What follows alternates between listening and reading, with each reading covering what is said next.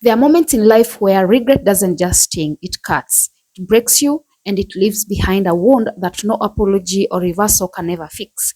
That's what we are witnessing with this Latina woman who's now crying in anguish because her father, who has only 6 months to live, has been detained by ICE. And what makes it more heartbreaking is this. She voted for Donald Trump. She admits it herself. Through tears, she says she voted for him. Lived in Florida for more than half his life and worked for the same construction job for many decades. Every day that goes without him here is a day lost forever. This is about being human, about love, connection, and presence. The one thing he needs the most is the one thing that we're being kept from giving him, which is us. I feel that it would be immoral and inhumane to let a man who is suffering, who is terminally ill, spend what little time he has left in pain and isolation. Please don't let him die in a cell. Please don't let his final memories be of those of pain and isolation. The one thing your dad needs the most is his family. And that is the one thing that his own daughter kept from him by voting for Trump, because you thought you were white. But this is the most extreme reality check for you, that your proximity to whiteness, that your white husband, your white baby, your white in-laws, your new white family, none of that means you are white. And it's not going to protect you, and it didn't protect your dad. You voted for a man who you knew was immoral and inhumane, who ran on mass deportation and said, "They're poisoning the blood of our country." That's what they've done. Immigrants are poisoning the blood of our country. He's talking about your dad. He's talking about you. But you thought other people would suffer, and you were perfectly okay with that because you thought you were white. So that makes you immoral and inhumane for voting for Trump. And therefore, you voted for your own father who is suffering, who is terminally ill, to spend what little time he has left in pain and isolation, to die in a cell with his final memories being pain and isolation. You got to spend the rest of your life knowing that this is how your father died because of your vote. This is an extreme example of how pathetically desperate some brown and black people are for white acceptance and white validation. They will trade in their own family and loved ones for it. That self-hate that stems from generations of internalized racism, the need to still assimilate to whiteness, is still so ingrained in so many Latinos who will erase themselves just to be disposable to people who will never accept them. She's a perfect example. She was dumb enough to let those people use her for her vote, and now she's disposable to them in the worst way possible. Cynthia voted for Donald Trump because she thought she was voting against black people, against African Americans. She thought that she was winning this race to trump African American voters. But guess what? Now her father is living his last days inside of an ICE detention center because he's undocumented.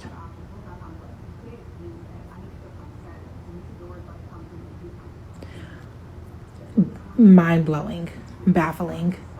It be the racism. It always boils down back to it. Literally, these Hispanic women did not go up into those voter booths to vote for Donald Trump because they think he's great for the economy. They didn't do it for that. They wanted to impact African American culture and communities, and now look at you. The idea of deporting someone that has less than 6 months to live, taking away the very little bit of time he has left so his family can't be with him, that is deplorable. But then she goes and she comments things like this. I only voted for him because of RFK. I didn't think that voting for him would do this. Because this is where I'm conflicted. On one hand, no one deserves to be deported when they have only a few months left to live, and they don't deserve to lose the last bit of time they have with their family. However, you literally voted for this. Like, I understand that you're saying that you didn't research the candidate, but that's your own fault. You voted for this. And it's just so infuriating because it's like, dude, people were trying to warn y'all. There is no way that you can claim ignorance. We were all on this app at the same time. I do not buy it when people say that they did not research the candidate, they did not know, because you didn't have to. There were millions of people screaming this information at you. If you did not know Trump was a bad candidate, it's because you put your fingers in your ears and you refuse to listen to those around you. If you are unaware of politics in 2025, and I'm talking major candidates, that is because you are not only not looking for that information, but you are willfully ignoring it. Because that information is right in front of you. You're just choosing not to listen to it. So I'm conflicted, because I'm not going to be one of those people to say that she deserves it because that's what she deserves. Because no, even if she voted for it, she still doesn't deserve for her father to be deported when he has 6 months left to live. However, you should not be voting if you did not research a candidate. And for you to say that you were ignorant to it is a cop-out, dude. Like, in 2025, you were not ignorant to it. And I'm just going to say, if this was me, I would have never posted that video, because I would be too embarrassed to sit there and complain about something I literally voted for. Through tears, she says she voted for him, and now the very policies she once supported have come for her own father, a terminally ill man who's not a danger to anyone, a man whose only wish is to spend his final days surrounded by the family he loves, but instead he's sitting in a detention center, denied the dignity of dying at home. This isn't just sad. This is tragic. This is the real human cost of political choices. This is the pain buried beneath the slogans, beneath the border walls, beneath all the law and order rhetoric. This is what happens when we stop seeing immigrants, especially brown immigrants, as human beings. And the truth is, this didn't happen by accident. ICE didn't break policy, they followed it. They executed exactly what they were designed to do under Trump's vision of immigration enforcement. Zero tolerance, zero compassion. This isn't a glitch in the system. It's the system functioning exactly as intended. The tragedy is that so many Latinos supported this system. They believed they were safe. That somehow, because they voted right way or spoke the language or followed the rules, that they were exempt. That the boot of the system would never land on their neck. But now the truth is in their tears, because now it's their fathers, their mothers, their uncle being ripped away. I'm not here to mock this woman's regret. This isn't about shaming her for voting for Trump. It's about facing what happens when people most vulnerable to a policy believe they will be spared from its consequences. It's about understanding the deep, internalized pressure that so many Latinos feel to align with power, even when that power sees them as disposable. Let's be honest. A lot of Latinos voted for Trump. Some did it because of religion, some because of small business values, some because they were told that legal immigrants had nothing to worry about. But no matter the reason, the result is the same. Families are being torn apart, people are being detained, and even those who supported this machine are realizing too late that machine has no loyalty. It just devours. This woman is not asking for anything outrageous. She's not asking for special treatment. She's not demanding citizenship for someone who broke 1,000 laws. All she wants is for her father, who is dying, to be allowed to go home and spend the time he has left with his children, his family, and his grandchildren. That's it.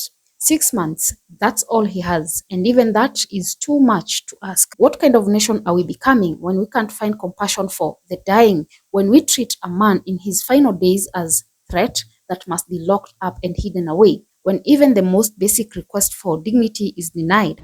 The way she tells the story, he only has about maybe 6 months to live. He's wheelchair bound, like he needs help, like the whole nine. Like it's bad. He's dying. So I watched the video, and she had the meeting with ICE, and they denied it. But then what's worse is she voted for Trump. Let her tell it, she didn't dig that deep into Trump when she voted for him. That was one of the main things that man was campaigning about. So how you missed that, I don't know. So in all actuality, you voted against your own family. So of course now she's been asking for everyone to help. She's been writing letters, news, and nobody's getting back to her. Now, I definitely feel bad because no one deserves to live the rest of the end of their life like that. I don't believe in that.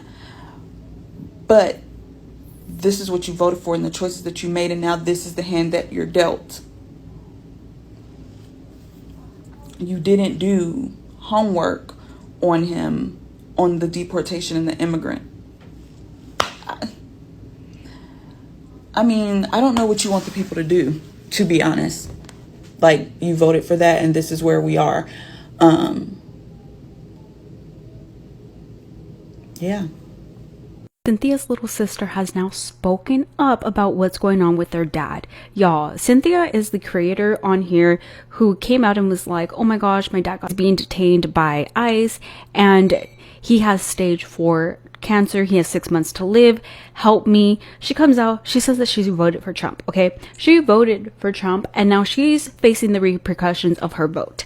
Her dad is terminally ill, being held in an ICE detention center, and they can't get him out. So people started coming for her because they were like, well, we're not going to help you now because you voted for this. The little sister, her name is Natalie. She's not even legal to vote yet. She's young. She said that she does not support Trump and she does not support her sister's decisions. However, she is saying that the money that's set up for the GoFundMe is going to the dad being able to get treatment once he is deported. This is a very sad situation, but I hope that we all learn something from this. And honestly, like, I just feel for the girls because at the end of the day, this isn't something I would wish on anyone. You knew what would happen if he was to win. He stated it as clear as day. What does everyone say? He says what he means and he means what he says. He said everyone had to go. Everyone. And my heart breaks. It really does because it really is so heartbreaking. But he said he was going to do it. And you voted, which is your right.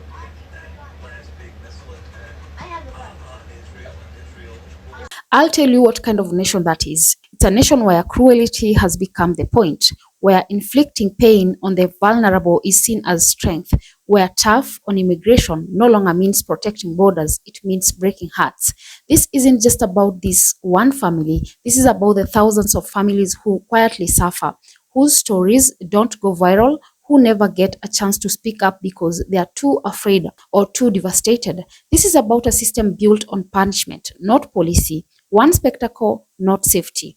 And we need to talk about how this hits different when it's your own community doing it to itself. When Latino vote for candidates who treat immigrants like criminals, they aren't just turning their backs on strangers. They're turning their backs on cousins, parents, godparents, neighbors. They're turning their backs on their own stories. There's a betrayal happening, a betrayal wrapped in the flag, a betrayal justified by tax breaks and legal pathways that don't even exist for most people, and it hurts to say it, but it has to be said. If you vote for cruelty thinking it won't reach your doorstep, you're wrong. This woman is learning that now in the hardest way possible. She thought she was doing the right thing. She thought her family was safe. But no one is safe in a system that targets people by skin color, by accent, by origin story. It's just a matter of time before that system turns on you. And now she's pleading, not for policy change, not for reform. She just wants her father back for a few more months. One last birthday, one last Christmas, one last hug. In the cold logic of this immigration machine, none of that matters. They see a brown body, a file number, a statistic, not a dying man, not a human being. This is what we voted for. This is what happens when immigration is weaponized for applause. This is what happens when slogans become shackles.